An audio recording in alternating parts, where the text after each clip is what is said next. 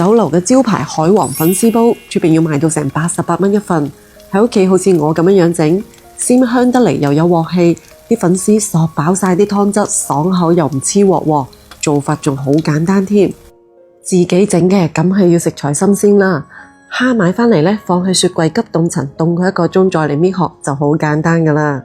搣出嚟嘅蝦頭都唔好掉喎，一陣間有用噶。蝦肉嘅話呢，我哋喺個背度界一刀，唔好界斷。處理好嘅魷魚喺中間對半切開，然後改刀切成筷子咁上下嘅條狀。我用嘅係山東出嘅呢個龍口粉絲，佢有成300幾年加工歷史噶啦。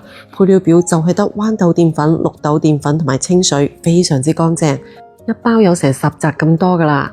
平時用佢嚟打邊爐啊、滾湯啊、整各種海鮮、各種煲類都好正噶。攞3紮出嚟，用暖水提前浸佢10分鐘到。呢個時候我哋將處理好嘅海鮮落鑊去飛飛水，加返啲料酒去腥增香，全程大概10零20秒就可以撈返起身噶啦。時間太長就會老晒噶啦。靚嘅粉絲佢浸完出嚟都係好清爽嘅，煮完又唔容易結到一嚿一嚿。用鉸剪幫佢改一改刀啦，瀝乾水分之後，俾返半匙羹到嘅老抽，2隻雞蛋黃，用筷子或者係戴住手套將佢哋撈均勻，最後再俾返啲花生油封面。咁樣處理過嘅粉絲，一陣間整出嚟係特別乾香入味噶。再嚟調返個醬汁，2匙羹嘅生抽，1匙羹蠔油，少少白砂糖同埋胡椒粉，半碗倒嘅清水，將佢哋全部撈均勻。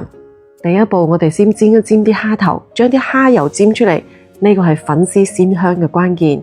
煎好之後呢，我哋夾返起啲蝦頭佢，跟住倒入啲蒜蓉同埋薑絲啦，爆炒出香味，再倒入焯好水嘅海鮮，全程大火爆炒到佢哋乾爽之後，再放入啲粉絲入嚟。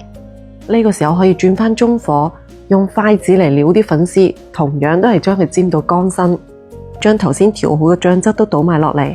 俾返啲芹菜、洋蔥、菜椒配色增香，轉大火將佢哋翻炒均勻，全程都係幾分鐘嘅啫。燒恆嘅砂煲落啲底油，用洋蔥墊底，除咗增香之外，仲可以防止黐底。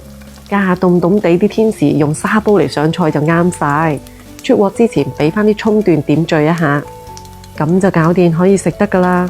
咁樣整出嚟嘅粉絲煲，粉絲乾爽得嚟，唔會結到一嚿一嚿，嗦飽晒海鮮嘅鮮味，真係好正噶。